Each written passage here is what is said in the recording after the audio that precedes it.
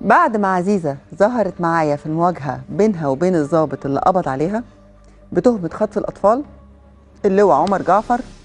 اللواء عمر جعفر هنا في الاستوديو ده وجه نداء للناس للتعرف على عزيزة اللي ممكن تكون خطفت أولادهم على أمل يلاقوهم وتدلهم على أماكنهم.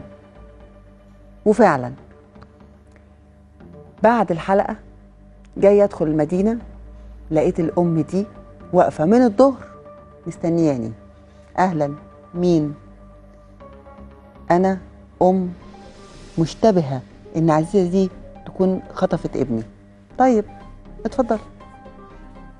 معايا الطفل من 94 وانا كنت في المستشفى العام، فقاعدين جت واحده علينا عامله حامل، فدخلنا اوضه الكشف وسيبنا الولد مع اخته عندها 5 سنين. يا دوب دخلنا دقيقتين 2 وخرجنا ما لقناش معاها. فين الولد؟ قالت الست دي ادت 2 جنيه وخدته ومشت. دورنا شمال في يمين ما لقناش. بس على كده. فاحنا عايزين نقابلها، يعني نوصلوا لها باي حاجه. عايزين بس نشوفوها ودونا لها وخلاص. ده اللي حصل جوه الاستوديو هنا. انا قابلتها على باب المدينه، دخلتها، صورت معاها، طلبت طلب محدد. انا شاكه ان عزيزه دي هي اللي خطفت ابني وممكن توصلني ليه، قابليني بيها. اللي حكيته ده نفس اسلوب الخطف اللي حكاه اللواء عمر. قال ايه؟ قال ان عزيزه كانت متخصصه في الاطفال حديثي الولاده، بتختارهم، تختار ضحاياها كمان من البسطة، تروح معاهم الوحدة، هاتي الولد لحد ما تكشفي، تخرج الأم ما تلاقيش الطفل. لما ما تلاقيش ابنها تبتدي تدور عليه ما تلاقيهوش. كل طلب الست دي إنها تشوف عزيزة. عندها شهود حاضرين، حاضر نقابلها بعزيزة، يمكن نقدر نرجع الطفل. عينيا.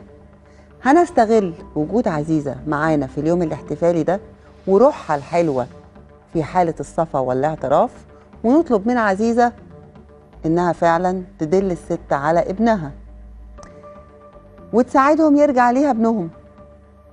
بس هل الأم والشهود اللي جم يحكوا القصة متأكدين إن هي دي عزيزة؟ عموما يوم الاحتفال هم جم بالشهود وحكوا القصة.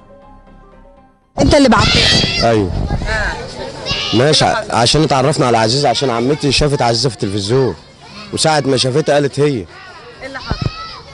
اللي حصل كنا رايحين نركبوا وسيله لسفتي دي، فحكمت رايها ان الدكتور يقول لها تعالى هي لازم انا اخش معاه. فانا بقول لها انا هتاني شايله الوالد.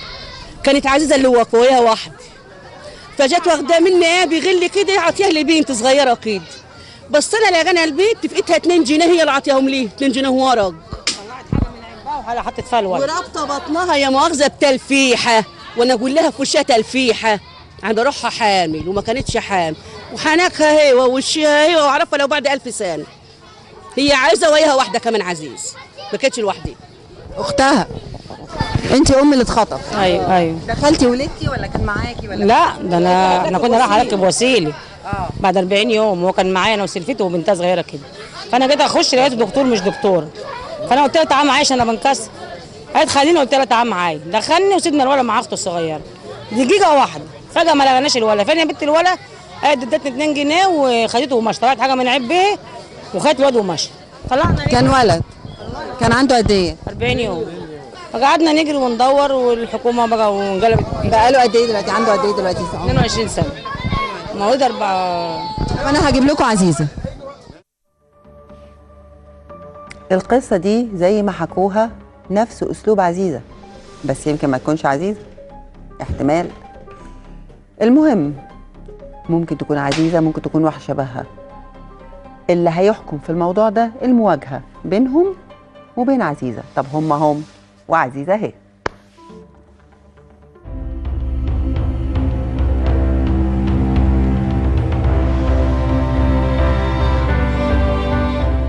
هي دي عزيزه؟ السلام. ايوه. عليكم السلام. ايوه تحت امرك. السؤال واخده مني عيل من 22 سنه. من 22 سنه؟ مش في اسكندريه؟ كنت في العريش. انت كنت في العريش؟ لا وفعلا خدتوا رحت العريش. انت فعلا احنا رحنا الناس اللي بصي يا حاجه احنا مش هنعمل حاجه بس خلصوا ضميرك من ربنا. اسماعيل معلش يا حاجه، احنا جايين في فرح النهارده كويس عشان نسلم اسلام. حلو كلام.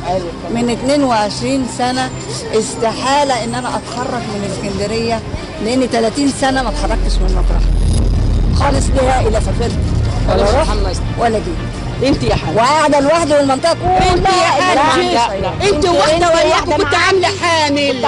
انا عرفت لو بعد 1000 سنه.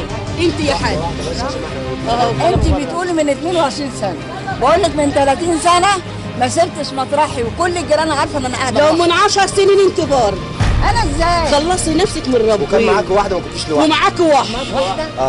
امرت لي 2 جنيه اللي اديتهم للبيت وقلت لها هروح اشتري وهروح اشتري حاجه. وجعت قلبنا حرام عليك. حرام عليكي انت تظلميني. لا ما انت ظلمت 70 روح يا شيخ. ماليش يد في المشوار ده خالص. ربنا اهو. لا احنا مالكيش يد. ربنا مش هيسيب. ربنا مش هيسيب يا ستي. ده لو والله انت عارفه لو قابلتني في اي مكان من غير ما يجيبوك في الاذاعه والتلفزيون ان انت بتاخدي عيال هقول انت لا اله الا الله محمد رسول الله. انا قاعده يا لا تعرفوا لا اله الا الله. قاعده في منطقه عامل ازاي؟ انت واختك يا ولد انت واختي. حرام عليك يعني حرام عليك حرام دم الناس دي بحال. ربنا منزل غضبه عليك. دول اهل ربنا منزل غضبه عليك. رجع دول اهل. قولي بقى يا شيخ ابنك ايه؟ ابنك ايه؟ وانت مخلفاه من بطنك؟ على نفسك حامل والله وهو اللي هيحاسبك. لا مش حرام. طب يا حسبك الله اذا حسبنا الله ونعم الوكيل. ربنا بيحاسبك. حسبنا الله. بهدلتنا كم سنه ربطنا على الكنان 22 سنه انا يا وليه حرام عليك. يا وليه حرام العمليه دي مش عليك. هتفيدنا بحاجه. انا بقول لك خلصي ذنبك. خلصي وصلي على النبي. صلي على النبي. هو صلي على النبي. صلي على النبي. هو انت ضامنه اللي انت تعيش قد اللي عشتيه؟ خلصي ذنبك بقى قدام ربنا. واللي انت عايزاه خلي بالك. خلي بالك. واللي انت عايزاه واللي انت عايزاه واللي انت عايزاه فلوس اللي انت عايزاه. انت قاعد لك في الامر. براد نار انت قاعد لك في الامر. براد نارنا. نار ايه يا ابني؟ النار اللي احنا فيه. بقول لك انا قاعده في حته شعبيه. شعبيه ومال احنا قاعدين في ان شاء الله المدينه. كنت قاعده في اسرائيل. اسرائيل نفسي. ما احنا قاعدين في شعبيه واحنا قاعدين في واحده المدينه. كانت وياه ورحت انا بطلب بتلفيح. عامله حامل. انا شفتك بنظره واحده ولا انساكش ولا بعد 1000 سنه. حسبنا الله ونعم الوكيل. زي ما بهدلتيني. لا انت بنام ظلمه ظلمه. انت ظلمت. انت بنام ظلمه ظلمه. بنام ظلمه ظلمه. لا اقول لك ظلمه ازاي؟ اقول لك ظلمه ازاي؟ اقول لك ظلمه ازاي؟ اقول لك ظلمه ازاي؟ بلاش شيخ. بلاش شيخ. حرام عليك. حرام. هو اللي دور وشرف الموضوع ده. هو اللي دور وشرف الموضوع ده. حرام عليك. انت حرقه دم يا شيخ. تعرف يقولوا يا حاجي انت خايفه من بني ادم مش خايفه من ربنا. صدقك بايه؟ شخته قوية عليك. هو كيف تقول عليه؟ موتك ولا حل اللي انت بايعينه الدنيا دي. حلوا الدنيا دي. حرام اللي عليك. انت اديته له. اللي انت اديته له خايفه مني من فك حاجه؟ انا اه اديته العيل. لا حسب تقول حسب وانت عارفه تقول عليه. بصي حزب من الله فيا. لا في النصايح. همش قانوني معاه. تستحملي ايه؟ امال احنا نعملوا ايه؟ احنا نعملوا ايه؟ انا ما اعرفكش اساسا. انا اللي عارفاك. انت ما تعرفش انا عارفاك. خلاص ضمير. انا اللي عارفاك. خلاص ده من الربيه بقى واحده.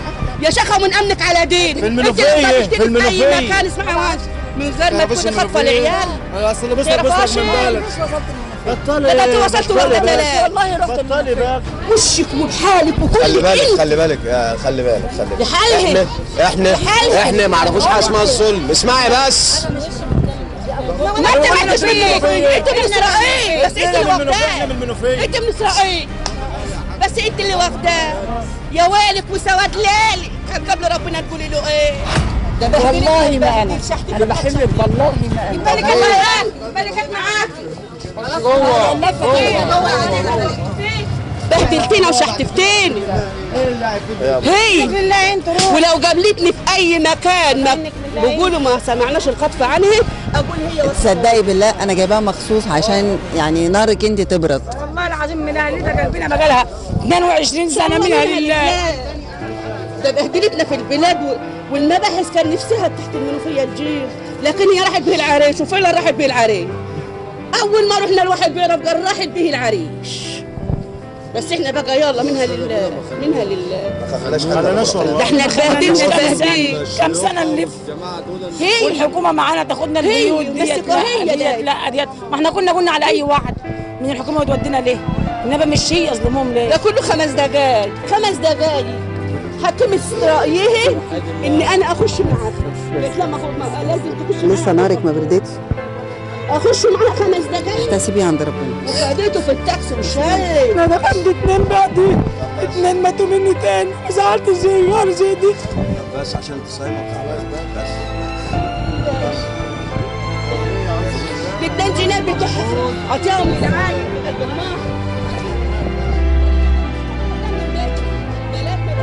انت بتقولي دخلت 2 بعديه بس. انا ما عملناش كده. انا في موضوع الاطفال ده ضعيفه اضعف منك.